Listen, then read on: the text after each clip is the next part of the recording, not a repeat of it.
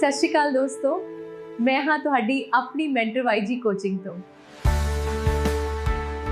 ਸਤਿ ਸ੍ਰੀ ਅਕਾਲ ਜੀ। ਚਲੋ ਅੱਜ ਦੀ ਗੱਲਬਾਤ ਸਿੱਧੀ ਉਸ ਉਲਝਣ ਤੋਂ ਸ਼ੁਰੂ ਕਰੀਏ ਜਿਹੜੀ CTET ਦੀ ਤਿਆਰੀ ਕਰਨ ਵੇਲੇ ਅੰਗਰੇਜ਼ੀ ਵਿਆਕਰਣ ਨੂੰ ਲੈ ਕੇ ਅਕਸਰ ਸਾਹਮਣੇ ਆਉਂਦੀ ਹੈ। ਆਮ ਤੌਰ ਤੇ ਕੀ ਹੁੰਦਾ ਹੈ? ਸਿੱਖਿਆਰਥੀ ਸਭ ਤੋਂ ਪਹਿਲਾਂ ਬਾਜ਼ਾਰੋਂ ਵਿਆਕਰਣ ਦੀ ਕੋਈ ਮੋਟੀ ਜੀ ਕਿਤਾਬ ਖਰੀਦਦੇ ਨੇ ਤੇ ਬਸ ਟੈਂਸਸ ਦੇ ਨਿਯਮ, ਐਕਟਿਵ ਪੈਸਿਵ ਵੌਇਸ ਦੇ ਚਾਰਟ ਰੱਟਣੇ ਸ਼ੁਰੂ ਕਰ ਦਿੰਦੇ ਨੇ। ਪਰ ਸੱਚ ਤਾਂ ਇਹ ਹੈ ਕਿ ਇਹ ਤਰੀਕਾ ਸ਼ਾਇਦ ਸਭ ਤੋਂ ਵੱਡੀ ਗਲਤੀ ਹੈ। ਤਾਂ ਫਿਰ ਸਵਾਲ ਇਹ ਉੱਠਦਾ ਹੈ ਕਿ ਇੰਨੀ ਮਿਹਨਤ ਕਰਨ ਦੇ ਬਾਵਜੂਦ ਵੀ CTET ਵਰਗੇ ਇਮਤਿਹਾਨਾਂ ਵਿੱਚ ਵਿਆਕਰਣ ਦੇ ਸੌਖੇ ਜਿਹੇ ਲੱਗਦੇ ਸਵਾਲ ਵੀ ਗਲਤ ਕਿਉਂ ਹੋ ਜਾਂਦੇ ਨੇ? ਇਸ ਦਾ ਜਵਾਬ ਦੋਸਤੋ ਇਮਤਿਹਾਨ ਦੇ ਪੈਟਰਨ ਵਿੱਚ ਹੀ ਲੁਕਿਆ ਹੋਇਆ ਹੈ। ਸਿੱਧੀ ਜੀ ਗੱਲ ਹੈ, ਮੋਟੀਆਂ ਕਿਤਾਬਾਂ ਤੋਂ ਗੁੰਝਲਦਾਰ ਨਿਯਮਾਂ ਨੂੰ ਰੱਟਾ ਲਾਉਣਾ CTET ਦੇ ਪੇਪਰ ਲਈ ਕੰਮ ਨਹੀਂ ਆਉਂਦਾ। ਆਪਾਂ ਨੂੰ ਇਸ ਫਰਕ ਨੂੰ ਸਮਝਣਾ ਪਵੇਗਾ। ਦੇਖੋ, CTET ਦਾ ਇਮਤਿਹਾਨ ਕੋਈ ਬੈਂਕਿੰਗ ਜਾਂ SSC ਦਾ ਪੇਪਰ ਨਹੀਂ ਹੈ ਜਿੱਥੇ ਰੱਟੇ ਦੀ ਪਰਖ ਹੋਵੇ। ਨਹੀਂ, ਇਹ ਤਾਂ ਸੰਕਲਪ ਦੀ ਸਮਝ, ਜਿਸ ਨੂੰ ਆਪਾਂ ਅੰਗਰੇਜ਼ੀ ਵਿੱਚ ਕਹਿੰਦੇ ਆ ਕਨਸੈਪਚੁਅਲ ਅੰਡਰਸਟੈਂਡਿੰਗ, ਨੂੰ ਪਰਖਦਾ ਹੈ। ਇੱਥੇ ਸਿੱਧਾ ਕੋਈ ਫਾਰਮੂਲਾ ਨਹੀਂ ਪੁੱਛਿਆ ਜਾਣਾ। ਇੱਥੇ ਤਾਂ ਇੱਕ ਪੈਸੇਜ ਵਿੱਚੋਂ ਕਿਸੇ ਸ਼ਬਦ ਨੂੰ ਰੇਖਾਂਕਿਤ ਯਾਨੀ ਅੰਡਰਲਾਈਨ ਕਰਕੇ ਪੁੱਛਿਆ ਜਾਂਦਾ ਹੈ ਕਿ ਇਸ ਦਾ ਭਾਸ਼ਾਈ ਭੇਦ ਯਾਨੀ ਕਿ ਪਾਰਟ ਆਫ ਸਪੀਚ ਕੀ ਹੈ। ਤੇ ਇਸ ਪਿੱਛੇ ਨਾ ਇੱਕ ਮਨੋਵਿਗਿਆਨਿਕ ਜਾਲ ਵੀ ਹੈ। ਸਾਨੂੰ ਸਾਰਿਆਂ ਨੂੰ ਸਕੂਲ ਦੇ ਸਮੇਂ ਤੋਂ ਹੀ ਹਰ ਅੰਗਰੇਜ਼ੀ ਸ਼ਬਦ ਦਾ ਪੰਜਾਬੀ ਜਾਂ ਹਿੰਦੀ ਵਿੱਚ ਅਨੁਵਾਦ ਕਰਨ ਦੀ ਆਦਤ ਪੈ ਜਾਂਦੀ ਹੈ। ਆਪਾਂ ਅਨੁਵਾਦ ਨੂੰ ਹੀ ਸਮਝ ਮੰਨ ਬੈਠਦੇ ਹਾਂ। ਫਿਰ ਪੇਪਰ ਵਿੱਚ ਜਿਵੇਂ ਹੀ ਕੋਈ ਔਖਾ ਸ਼ਬਦ ਸਾਹਮਣੇ ਆਉਂਦਾ ਹੈ, ਅਸੀਂ ਉਸ ਦਾ ਮਤਲਬ ਲੱਭਣ ਵਿੱਚ ਉਲਝ ਜਾਂਦੇ ਹਾਂ। ਇਸ ਨਾਲ ਹੁੰਦਾ ਕੀ ਹੈ? ਕੀਮਤੀ ਸਮਾਂ ਬਰਬਾਦ, ਤੇ ਅੰਤ ਵਿੱਚ ਜਵਾਬ ਸਿਰਫ ਇੱਕ ਤੁੱਕਾ ਬਣ ਕੇ ਰਹਿ ਜਾਂਦਾ ਹੈ। ਤਾਂ ਫਿਰ ਅੱਜ ਦੀ ਇਸ ਚਰਚਾ ਦਾ ਮਿਸ਼ਨ ਇਸੇ ਜਾਲ ਨੂੰ ਤੋੜਨਾ ਹੈ। ਆਪਾਂ ਸਾਰੇ ਅੱਜ ਸ਼ਬਦਾਂ ਦੇ ਜਾਸੂਸ ਬਣਾਂਗੇ।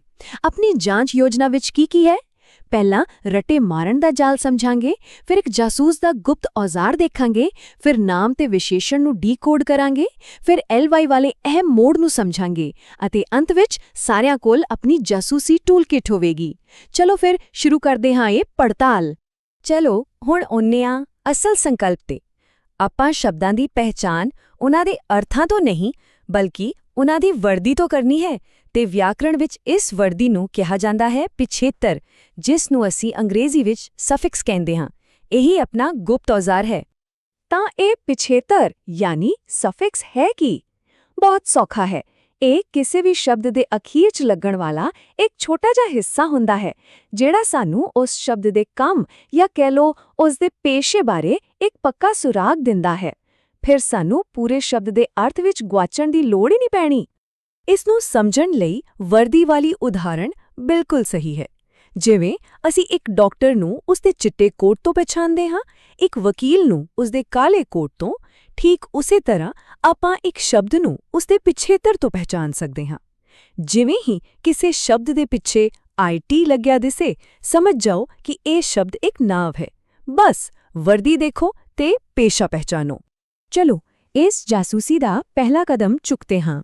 ਸਭ ਤੋਂ ਪਹਿਲਾਂ ਆਪਾਂ ਪਹਿਚਾਣ ਕਰਾਂਗੇ ਨਾਮ ਦੀ, ਜਿਸ ਨੂੰ ਅੰਗਰੇਜ਼ੀ ਵਿੱਚ ਨਾਊਨ ਕਿਹਾ ਜਾਂਦਾ ਹੈ। ਇਹ ਤਾਂ ਸਭ ਨੂੰ ਪਤਾ ਹੀ ਹੈ ਕਿ ਇਹ ਕਿਸੇ ਚੀਜ਼, ਵਿਅਕਤੀ ਜਾਂ ਵਿਚਾਰ ਦੇ ਨਾਮ ਹੁੰਦੇ ਹਨ। ਪਰ ਧਿਆਨ ਰੱਖਣਾ, ਇਮਤਿਹਾਨ ਵਿੱਚ ਰਾਮ ਜਾਂ ਦਿੱਲੀ ਵਰਗੇ ਸਿੱਧੇ-ਸਾਦੇ ਨਾਮ ਨਹੀਂ ਪੁੱਛੇ ਜਾਂਦੇ। ਉੱਥੇ ਤਾਂ ਐਜੂਕੇਸ਼ਨ, ਮੈਨੇਜਮੈਂਟ ਜਾਂ ਰਿਐਲਿਟੀ ਵਰਗੇ ਸ਼ਬਦ ਆਉਂਦੇ ਹਨ। ਇਹਨਾਂ ਦੀ ਵਰਦੀ ਬਹੁਤ ਪੱਕੀ ਹੁੰਦੀ ਹੈ। ਜੇਕਰ ਕਿਸੇ ਸ਼ਬਦ ਦੇ ਅਖੀਰ ਵਿੱਚ TION ਲੱਗਿਆ ਹੋਵੇ ਜਿਵੇਂ ਐਜੂਕੇਸ਼ਨ ਜਾਂ ਮੋਸ਼ਨ, ਜਾਂ ਫਿਰ MENT ਲੱਗਿਆ ਹੋਵੇ ਜਿਵੇਂ ਮੈਨੇਜਮੈਂਟ ਜਾਂ ਡਿਵੈਲਪਮੈਂਟ, ਜਾਂ NESS ਲੱਗਿਆ ਹੋਵੇ ਜਿਵੇਂ ਹੈਪੀਨੈਸ ਜਾਂ ਡਾਰਕਨੈਸ, ਜਾਂ ਫਿਰ ITY ਲੱਗਿਆ ਹੋਵੇ ਜਿਵੇਂ ਰਿਐਲਿਟੀ ਜਾਂ ਹਿਊਮੈਨਿਟੀ, ਤਾਂ ਬਿਨਾਂ ਕਿਸੇ ਸ਼ੱਕ ਤੋਂ ਉਹ ਸ਼ਬਦ ਇੱਕ ਨਾਂਵ ਹੀ ਹੋਵੇਗਾ। ਚਲੋ ਇੱਥੇ ਇੱਕ ਛੋਟਾ ਜਿਹਾ ਸਵਾਲ। ਇੱਕ ਪਲ ਲਈ ਰੁਕ ਕੇ ਸੋਚੋ, ਇਹ ਜਿਹੜਾ ਸ਼ਬਦ ਹੈ ਇਮੈਜਿਨੇਸ਼ਨ, ਇਸ ਦਾ ਭਾਸ਼ਾਈ ਭੇਦ ਯਾਨੀ ਪਾਰਟ ਆਫ ਸਪੀਚ ਕੀ ਹੋਵੇਗਾ? ਜ਼ਰਾ ਹੁਣੇ ਸਿੱਖੇ TION ਵਾਲੇ ਨਿਯਮ ਨੂੰ ਵਰਤ ਕੇ ਦੇਖੋ। ਜਵਾਬ ਬਿਲਕੁਲ ਸਾਹਮਣੇ ਹੈ। ਬਹੁਤ ਵਧੀਆ। ਚਲੋ ਹੁਣ ਆਪਣੇ ਅਗਲੇ ਸ਼ੱਕੀ ਵੱਲ ਵਧਦੇ ਹਾਂ। ਇਹ ਹੈ ਵਿਸ਼ੇਸ਼ਣ, ਜਿਸ ਨੂੰ ਅੰਗਰੇਜ਼ੀ ਵਿੱਚ ਐਡਜੈਕਟਿਵ ਕਿਹਾ ਜਾਂਦਾ ਹੈ। ਇਹ ਉਹ ਸ਼ਬਦ ਹੁੰਦੇ ਨੇ ਜਿਹੜੇ ਕਿਸੇ ਨਾਂਵ ਦੀ ਵਿਸ਼ੇਸ਼ਤਾ ਦੱਸਦੇ ਨੇ, ਯਾਨੀ ਉਸ ਦੀ ਕੋਈ ਖੂਬੀ ਜਾਂ ਖਾਮੀ। ਵਿਸ਼ੇਸ਼ਣਾਂ ਦੀਆਂ ਵੀ ਆਪਣੀਆਂ ਖਾਸ ਵਰਦੀਆਂ ਨੇ। ਜੇ ਕਿਸੇ ਸ਼ਬਦ ਦੇ ਅੰਤ ਵਿੱਚ OUS ਹੋਵੇ ਜਿਵੇਂ ਫੇਮਸ ਜਾਂ ਡੇਂਜਰਸ, ਜੇ ਫਲ ਹੋਵੇ ਜਿਵੇਂ ਬਿਊਟੀਫੁਲ ਜਾਂ ਹੈਲਪਫੁਲ, ਜੇ ਏਬਲ ਹੋਵੇ ਜਿਵੇਂ ਕੇਪੇਬਲ ਜਾਂ ਰੀਡੇਬਲ, ਜੇ ਏਐਲ ਹੋਵੇ ਜਿਵੇਂ ਨੈਸ਼ਨਲ ਜਾਂ ਨੈਚੁਰਲ, ਤੇ ਜਾਂ ਫਿਰ ਆਈਵੀ ਹੋਵੇ ਜਿਵੇਂ ਐਕਟਿਵ ਜਾਂ ਕ੍ਰੀਏਟਿਵ, ਤਾਂ ਉਹ ਸ਼ਬਦ ਇੱਕ ਵਿਸ਼ੇਸ਼ਣ ਹੀ ਹੁੰਦਾ ਹੈ। ਹੁਣ ਇਸ ਤਰੀਕੇ ਦਾ ਅਸਲੀ ਫਾਇਦਾ ਦੇਖੋ। ਮੰਨ ਲਓ ਪੇਪਰ ਵਿੱਚ ਵਾਕ ਆਉਂਦਾ ਹੈ he is a creative teacher, ਤੇ ਕ੍ਰੀਏਟਿਵ ਸ਼ਬਦ ਨੂੰ ਅੰਡਰਲਾਈਨ ਕੀਤਾ ਹੋਇਆ ਹੈ। ਹੁਣ ਵਾਕ ਦਾ ਮਤਲਬ ਕੱਢਣ ਦੀ ਜਾਂ ਟੀਚਰ ਬਾਰੇ ਸੋਚਣ ਦੀ ਕੋਈ ਲੋੜ ਹੀ ਨਹੀਂ ਹੈ। ਬਸ ਕ੍ਰੀਏਟਿਵ ਦੇ ਪਿੱਛੇ ਲੱਗੇ ਆਈਵੀ ਨੂੰ ਦੇਖੋ ਤੇ ਇੱਕਦਮ ਪਤਾ ਲੱਗ ਜਾਵੇਗਾ ਕਿ ਇਹ ਇੱਕ ਵਿਸ਼ੇਸ਼ਣ ਹੈ। ਇਹ ਕੋਈ ਗਹਿਰਾ ਤਰਕ ਨਹੀਂ, ਸਿਰਫ ਪੈਟਰਨ ਦੀ ਪਹਿਚਾਣ ਹੈ। ਠੀਕ ਹੈ, ਹੁਣ ਆਪਾਂ ਉਸ ਮੋੜ ਤੇ ਪਹੁੰਚ ਗਏ ਹਾਂ ਜਿੱਥੇ ਸਭ ਤੋਂ ਵੱਧ ਗਲਤੀਆਂ ਹੁੰਦੀਆਂ ਨੇ।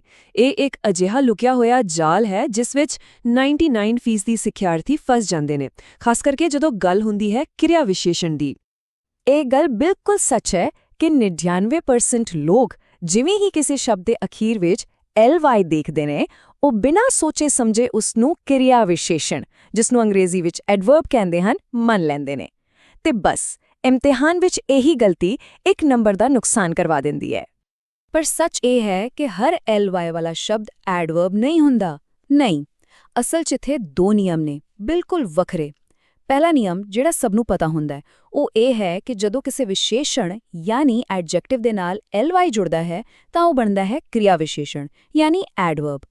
ਪਰ ਤੇ ਆ ਗੱਲ ਬਹੁਤ ਧਿਆਨ ਨਾਲ ਸੁਣਨ ਵਾਲੀ ਹੈ, ਜਦੋਂ ਕਿਸੇ ਨਾਊਨ ਯਾਨੀ ਨਾਊਨ ਦੇ ਨਾਲ ly ਜੋੜਿਆ ਜਾਂਦਾ ਹੈ ਤਾਂ ਉਹ ਐਡਵਰਬ ਨਹੀਂ, ਸਗੋਂ ਇੱਕ ਵਿਸ਼ੇਸ਼ਣ ਯਾਨੀ ਐਡਜੈਕਟਿਵ ਬਣਦਾ ਹੈ। ਇਹੀ ਤਾਂ ਸਾਰਾ ਭੇਦ ਹੈ। ਆਓ ਇਸ ਗੁਪਤ ਨਿਯਮ ਨੂੰ ਇੱਕ ਉਦਾਹਰਣ ਨਾਲ ਸਮਝੀਏ। ਸ਼ਬਦ ਹੈ ਫ੍ਰੈਂਡਲੀ। ਇਸ ਦਾ ਮੂਲ ਸ਼ਬਦ ਕੀ ਹੈ? ਫ੍ਰੈਂਡ ਯਾਨੀ ਦੋਸਤ, ਜੋ ਕਿ ਇੱਕ ਨਾਊਨ ਹੈ। ਤਾਂ ਜਦੋਂ ਨਾਊਨ ਫ੍ਰੈਂਡ ਵਿੱਚ ly ਜੋੜਿਆ ਤਾਂ ਇਹ ਬਣ ਗਿਆ ਫ੍ਰੈਂਡਲੀ, ਤੇ ਆਪਣੇ ਨਿਯਮ ਦੇ ਅਨੁਸਾਰ ਨਾਊਨ ਪਲੱਸ ly ਇੱਕ ਵਿਸ਼ੇਸ਼ਣ ਯਾਨੀ ਐਡਜੈਕਟਿਵ ਹੁੰਦਾ ਹੈ। ਫ੍ਰੈਂਡਲੀ ਦਾ ਮਤਲਬ ਹੈ ਦੋਸਤਾਨਾ, ਜਿਵੇਂ he has a friendly nature. ਇੱਥੇ ਫ੍ਰੈਂਡਲੀ ਉਸ ਦੇ ਸੁਭਾਅ ਦੀ ਵਿਸ਼ੇਸ਼ਤਾ ਦੱਸ ਰਿਹਾ ਹੈ, ਇਸ ਲਈ ਇਹ ਐਡਜੈਕਟਿਵ ਹੈ। ਇਹ ਨਿਯਮ ਤਾਂ ਪੂਰੀ ਖੇਡ ਹੀ ਬਦਲ ਦਿੰਦਾ ਹੈ ਨਾ? ਇਸੇ ਤਰ੍ਹਾਂ ਲਵ ਇੱਕ ਨਾਂਵ ਹੈ ਤੇ ਜਦੋਂ ਇਸ ਵਿੱਚ ly ਜੁੜਦਾ ਹੈ ਤਾਂ ਲਵਲੀ ਬਣਦਾ ਹੈ, ਜੋ ਇੱਕ ਵਿਸ਼ੇਸ਼ਣ ਹੈ, ਜਿਵੇਂ ਅ ਲਵਲੀ ਸਮਾਈਲ। ਇੱਕ ਹੋਰ ਉਦਾਹਰਣ ਦੇਖੋ, ਮਿਜ਼ਰ ਯਾਨੀ ਕੰਜੂਸ। ਇਹ ਵੀ ਇੱਕ ਨਾਂਵ ਹੈ ਤੇ ਇਸ ਤੋਂ ਬਣਦਾ ਹੈ ਮਿਜ਼ਰਲੀ, ਜੋ ਕਿ ਇੱਕ ਵਿਸ਼ੇਸ਼ਣ ਹੈ। ਪੇਪਰ ਬਣਾਉਣ ਵਾਲੇ ਜਾਣਬੁੱਝ ਕੇ ਨਾਂਵ ਪਲੱਸ ly ਵਾਲੇ ਇਨ੍ਹਾਂ ਵਿਸ਼ੇਸ਼ਣਾਂ ਨੂੰ ਹੀ ਪੈਸੇਜ ਵਿੱਚ ਪਾ ਕੇ ਉਲਝਾਉਂਦੇ ਹਨ। ਚਲੋ ਹੁਣ ਜਦੋਂ ਆਪਾਂ ਨਾਮ, ਵਿਸ਼ੇਸ਼ਣ ਤੇ ly ਦੇ ਜਾਲ ਨੂੰ ਚੰਗੀ ਤਰ੍ਹਾਂ ਸਮਝ ਲਿਆ ਹੈ, ਆਓ ਆਪਣਾ ਧਿਆਨ ਕੰਮ ਦੱਸਣ ਵਾਲੇ ਸ਼ਬਦਾਂ ਤੇ ਕਰੀਏ। ਤੇ ਫਿਰ ਇਹ ਵੀ ਦੇਖਾਂਗੇ ਕਿ ਇਹ ਸਾਰੀ ਜਾਸੂਸੀ ਤਕਨੀਕ ਸਿਰਫ ਇੱਕ ਟ੍ਰਿਕ ਨਹੀਂ, ਸਗੋਂ ਅਧਿਆਪਨ ਵਿਗਿਆਨ ਯਾਨੀ ਪੈਡਾਗੋਜੀ ਦਾ ਇੱਕ ਬਹੁਤ ਹੀ ਅਹਿਮ ਹਿੱਸਾ ਕਿਵੇਂ ਹੈ। ਹੁਣ ਗੱਲ ਕਰਦੇ ਹਾਂ ਕਿਰਿਆ ਦੀ, ਜਿਸ ਨੂੰ ਅੰਗਰੇਜ਼ੀ ਵਿੱਚ ਵਰਬ ਕਿਹਾ ਜਾਂਦਾ ਹੈ। ਇਹਨਾਂ ਦੀਆਂ ਵੀ ਕੁਝ ਆਮ ਵਰਦੀਆਂ ਹਨ। ਜੇ ਕਿਸੇ ਸ਼ਬਦ ਦੇ ਅਖੀਰ ਵਿੱਚ ਏਟ ਆਉਂਦਾ ਹੈ, ਜਿਵੇਂ ਕ੍ਰੀਏਟ ਜਾਂ ਐਜੂਕੇਟ, ਜੇਕਰ ਅੰਤ ਵਿੱਚ ਆਈਜ਼ ਜਾਂ ਆਈਜ਼ ਆਉਂਦਾ ਹੈ, ਜਿਵੇਂ ਰੀਅਲਾਈਜ਼ ਜਾਂ ਆਰਗੇਨਾਈਜ਼, ਜਾਂ ਫਿਰ ਜੇ ਅੰਤ ਵਿੱਚ ਆਈਐਫਆਈ ਆਉਂਦਾ ਹੈ, ਜਿਵੇਂ ਕਲਾਸੀਫਾਈ ਜਾਂ ਸਿੰਪਲੀਫਾਈ, ਤਾਂ ਸਮਝ ਜਾਓ ਕਿ ਉਹ ਸ਼ਬਦ ਇੱਕ ਕਿਰਿਆ ਹੈ। ਤੇ ਸਭ ਤੋਂ ਦਿਲਚਸਪ ਗੱਲ ਪਤਾ ਕੀ ਹੈ? ਇਹ ਤਰੀਕਾ ਸਿਰਫ ਇਮਤਿਹਾਨ ਪਾਸ ਕਰਨ ਦਾ ਇੱਕ ਟ੍ਰਿਕ ਨਹੀਂ ਹੈ, ਇਹ ਸਿੱਧਾ ਸੀਟੈਟ ਤੇ ਪੈਡਾਗੋਜੀ ਵਾਲੇ ਹਿੱਸੇ ਨਾਲ ਜੁੜਦਾ ਹੈ। ਆਪਣਾ ਰਾਸ਼ਟਰੀ ਪਾਠਕ੍ਰਮ ਢਾਂਚਾ, ਜਿਸ ਨੂੰ ਅੰਗਰੇਜ਼ੀ ਵਿੱਚ ਨੈਸ਼ਨਲ ਕਰਿਕੂਲਮ ਫਰੇਮਵਰਕ ਯਾਨੀ NCF ਕਹਿੰਦੇ ਹਨ, ਇਸੇ ਗੱਲ ਤੇ ਜ਼ੋਰ ਦਿੰਦਾ ਹੈ ਕਿ ਵਿਆਕਰਣ ਨੂੰ ਨਿਯਮਾਂ ਵਾਂਗ ਰਟਾਉਣਾ ਨਹੀਂ, ਸਗੋਂ ਉਸ ਨੂੰ ਸੰਦਰਭ ਵਿੱਚ ਯਾਨੀ ਕੰਟੈਕਸਟ ਵਿੱਚ ਪੜਾਉਣਾ ਚਾਹੀਦਾ ਹੈ। ਇਸ ਢੰਗ ਦਾ ਇੱਕ ਖਾਸ ਨਾਮ ਵੀ ਹੈ ਏਕੀਕ੍ਰਿਤ ਵਿਆਕਰਣ ਸਿੱਖਿਆ, ਜਿਸ ਨੂੰ ਇੰਟੀਗ੍ਰੇਟਿਡ ਗ੍ਰਾਮਰ ਟੀਚਿੰਗ ਕਿਹਾ ਜਾਂਦਾ ਹੈ। ਇਸ ਦਾ ਮਤਲਬ ਬਹੁਤ ਸੌਖਾ ਹੈ।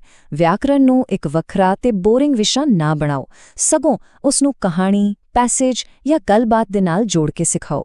ਇਹ ਤਰੀਕਾ ਬੱਚਿਆਂ ਨੂੰ ਦਿਖਾਉਂਦਾ ਹੈ ਕਿ ਭਾਸ਼ਾ ਨਿਯਮਾਂ ਦਾ ਬੋਝ ਨਹੀਂ, ਸਗੋਂ ਇੱਕ ਤਰਕਪੂਰਨ ਅਤੇ ਦਿਲਚਸਪ ਸਿਸਟਮ ਹੈ।